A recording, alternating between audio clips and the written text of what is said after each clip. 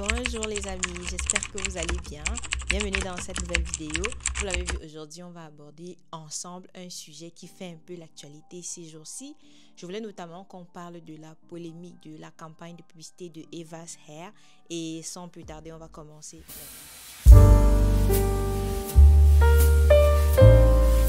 En intro, je voulais qu'on aborde ensemble le sujet de la campagne Eva's Hair que vous avez certainement vu passer. Elle est un peu de partout en ce moment et j'avais un peu envie d'ajouter mon grain de sel. Un peu de contexte, Eva's Hair c'est une marque pour cheveux naturels, cheveux afro, texturisés ou ce que vous voulez, qui marche plutôt bien. Je pense que c'est une marque assez connue au point où on en est. Et c'est une marque venue, c'est la créatrice de la marque et son partenaire sont vraiment partis de rien pour lancer une marque qui aujourd'hui a beaucoup de succès. Franchement, j'ai déjà vu, je n'ai pas encore eu l'occasion d'utiliser la marque, mais je la connais très bien. C'est pour vous dire à quel point c'est une marque qui marche, qui fonctionne en tout cas. Et ce qui s'est passé récemment donc, c'est qu'elle a fait une campagne publicitaire qui est apparue dans le métro parisien. Et sur la fiche publicitaire que je vais vous mettre juste là, on voit une femme enceinte debout qui est notamment la créatrice et la promotrice de la marque qui a une perruque qu'elle tient en main et puis on a une autre femme assise avec juste des nattes et qui la regarde l'air choquée, laissant entendre de prime abord qu'elle aurait arraché la perruque de la tête de la dame qui est assise. Et bien sûr, il y a le slogan qui est juste à côté avec Eva's Hair, vous avez le choix. Et une fois que la publicité est sortie, elle a tout de suite fait polémique, elle est passée un peu de partout sur les réseaux sociaux, posant notamment le problème de l'humiliation de la dame qui porte la perruque et impliquant une sorte d'humiliation des personnes qui portent les perruques. Bien sûr, vous n'avez pas manqué de voir quand même les vidéos qui tournent parfois sur internet, très violentes d'ailleurs, il faut le dire, dans lesquelles des hommes se baladent et arrachent les perruques sur les têtes des femmes. Alors s'il faut parler uniquement du contexte de la perruque et de ce que ça implique, clairement, il ne faut pas chercher midi à 14h, il ne faut pas passer par 4 chemins pour dire que ce que ça implique en tout cas est violent. Ce que ça implique est violent tout simplement parce que le fait de tirer, arracher la perruque de la tête d'une femme, c'est violent. S'il faut s'attarder uniquement sur le sujet des perruques qui est le débat que la publicité tente de relancer ou semble relancer, disons que la proportion des femmes qui portent les perruques est vraiment énorme pour qu'elles soient complètement dans l'erreur. Ça, c'est vraiment un point de vue. Je ne trouve pas que les perruques ont quelque chose de mal en soi. Je dis bien en soi.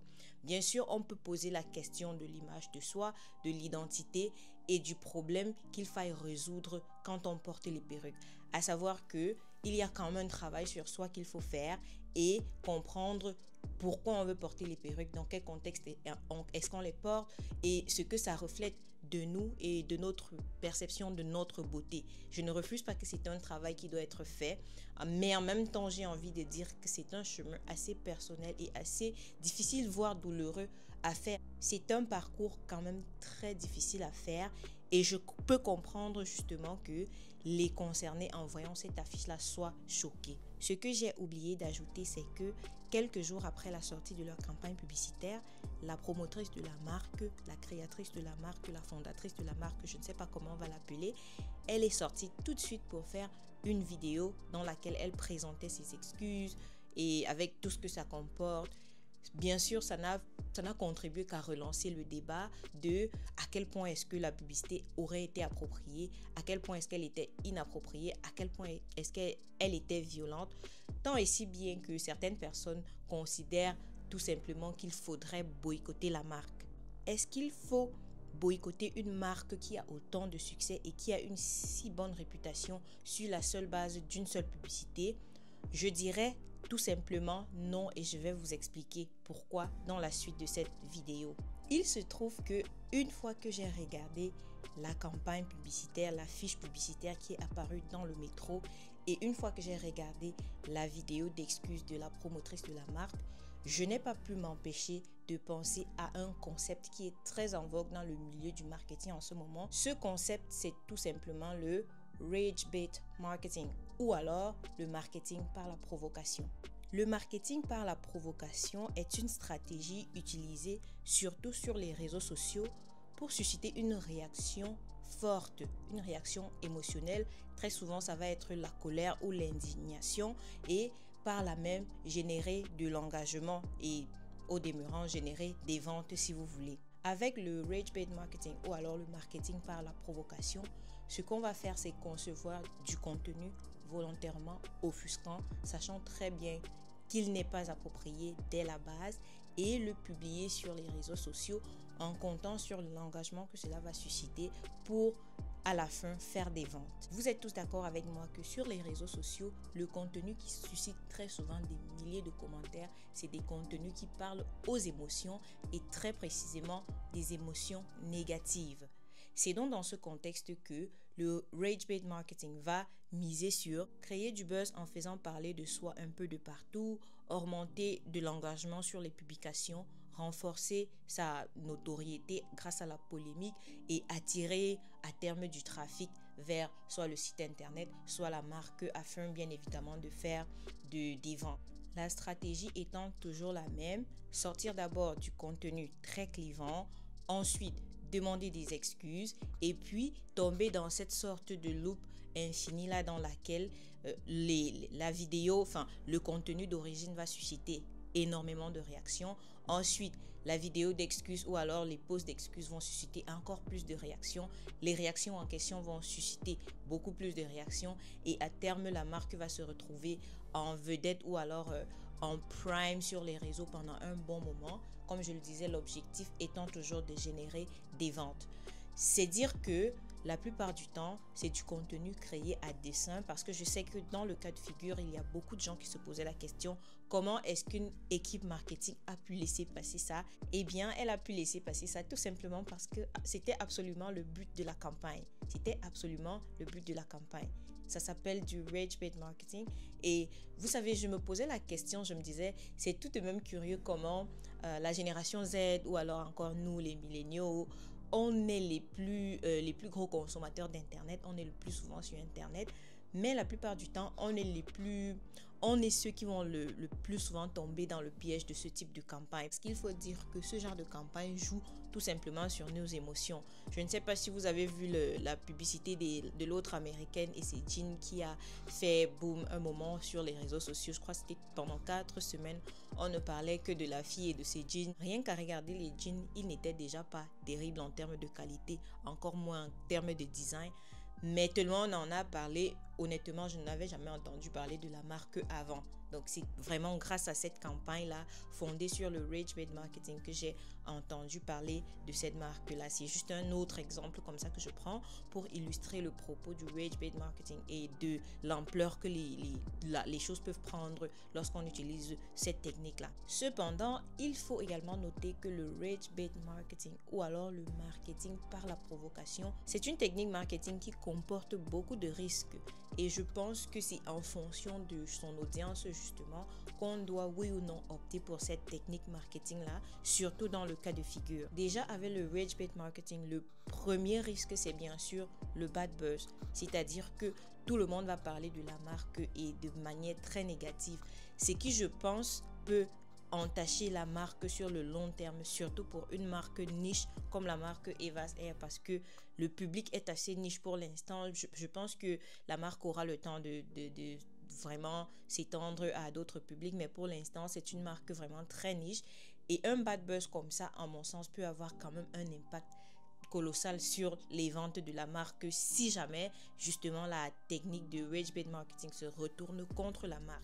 Il y a également la perte de crédibilité, à savoir que généralement ce type de marque très niche est partie d'un public de fond qu'elle a vraiment bâti sur des années de travail, repose sur la confiance entre la créatrice de la marque et ses consommateurs. c'est vraiment l'une de ces marques fondées sur cette relation de respect pour son parcours, de travail qu'on a vu accomplir devant tout le monde. C'est généralement marqué sur vraiment je dirais sur un fond très émotif quand même, qu'on va acheter beaucoup plus pour soutenir l'effort, pour essayer de pousser une marque et de la voir aller loin. Et le fait justement de manipuler les émotions de son audience de cette manière, ça peut amener l'audience à se sentir un peu stupide à la base. Pourquoi tu ferais ça alors qu'on a cette relation très proche là avec toi? Et c'est ce qui, je pense, à terme peut vraiment avoir un impact significatif sur les ventes également. Bien sûr, nous ne pouvons ne pas parler de boycott et de désabonnement, car ce type de contenu peut également vraiment offusquer certaines personnes. On ne prend pas les choses de la même manière, on n'est pas tous pareils. Et dans un tel contexte, certaines personnes peuvent vraiment se sentir très offusquées par ce contenu-là et juste sur cette base-là, ne plus jamais acheter la marque. Franchement, vous n'aurez pas de compte à leur demander parce que bon, les gens ont leurs problèmes, les gens ont leur relation avec leurs cheveux. Je pense que la relation aux cheveux et l'image qu'elle reflète de nous-mêmes, c'est quelque chose d'assez sacré quand même. Et généralement, aller jusqu'à parvenir à une relation saine avec ses cheveux, c'est quand même un parcours qui prend du temps et qu'il ne faut pas un peu court-circuiter, j'ai envie de dire. Généralement, il est préférable de laisser chacune faire son parcours, faire son bonhomme de chemin jusqu'à parvenir à un moment où elle se pose la question de quel est mon rapport avec mes cheveux, comment est-ce que je vis le fait d'avoir des cheveux d'un type ou d'un autre, et est-ce que j'aime vraiment mes cheveux, est-ce que je porte des perruques parce que ça me facilite la vie ou parce que je n'aime pas mes cheveux. C'est un parcours assez difficile, assez compliqué qu'il est important pour chacune de faire. Mais cette manière de court-circuiter avec ce contenu jugé violent peut vraiment venir être comme une sorte d'attaque personnelle pour des personnes qui ne sont pas très qui sont un peu premier degré et qui les poussent tout simplement à se désabonner. Et je pense, comme je le disais, c'est une marque quand même fondée sur la confiance, et perdre des gens comme ça sur la base d'une campagne fondée sur le rage bait, je me demande vraiment si ça valait le coup. C'est donc sur cette question que je vais vous laisser, à savoir, est-ce que ça valait le coup? Est-ce que ça vaut vraiment le coup de risquer la confiance qu'il y a entre la créatrice, la promotrice de la marque et ses consommatrices pour un peu plus d'engagement? Parce que c'est une marque qui est vraiment fondée sur le rapport que la créatrice a avec les consommatrices. Les consommatrices, ce n'est pas une grande marque avec des grandes équipes marketing qui peuvent vraiment retourner la situation, un peu comme dans le cas des jeans de la dame dont je vous parlais tout à l'heure. C'est vraiment une marque niche qui, franchement, fait son bonhomme de chemin, et je ne peux m'empêcher de me poser la question et de vous poser la question de est-ce que ça valait vraiment le coup d'opter pour cette technique marketing-là. Voilà les amis, voilà un peu ce que je voulais partager avec vous autour de cette polémique. Ce n'est pas la première fois que je vois le rage bait marketing en action. Et dites-moi si vous avez vu les choses comme moi. Dites-moi ce que vous pensez de mon analyse. Dites-moi si vous comptez vous désabonner ou tout simplement cesser d'acheter la marque pour cela. Moi, je trouve que ça ne vaut pas le coup d'aller jusque-là, franchement. En même temps, voilà, faut être un peu adulte quelque part. Personnellement, c'est une marque que je n'ai pas encore achetée, mais que j'achèterai probablement, très probablement, surtout que l'un de mes objectifs cette année, je parle de cette année à partir de mon anniversaire, parce que généralement, pour moi, mon année commence à partir de mon anniversaire. Donc, je parle de cette année, à partir de cette date-là, c'était justement de prendre un peu plus soin de mes cheveux, parce que c'est quelque chose que je n'ai pas beaucoup fait cette année. Donc, dites-moi si vous allez continuer à acheter la marque. Honnêtement, ça ne vaut pas le coup de boycotter juste sur le coup de cela. Je pense qu'en tant qu'humain, on va faire des erreurs, et je pense que cette campagne publicitaire, c'est juste une erreur dans le parcours de la dame, et qu'il faut avoir un peu plus de grâce, d'accord? Il faut vraiment comprendre que voilà, tout le monde fait des erreurs, et que cette publicité, c'est juste une erreur dans le parcours qu'elle va certainement très vite corriger, et que les choses reviendront dans l'ordre entre elle et ses consommatrices. Ça, je n'en doute pas du tout. Voilà les amis, c'est tout pour cette vidéo. J'espère qu'elle vous aura plu. On se retrouve très bientôt pour une nouvelle vidéo. D'ici là, portez-vous bien, prenez soin de vous. Bonjour.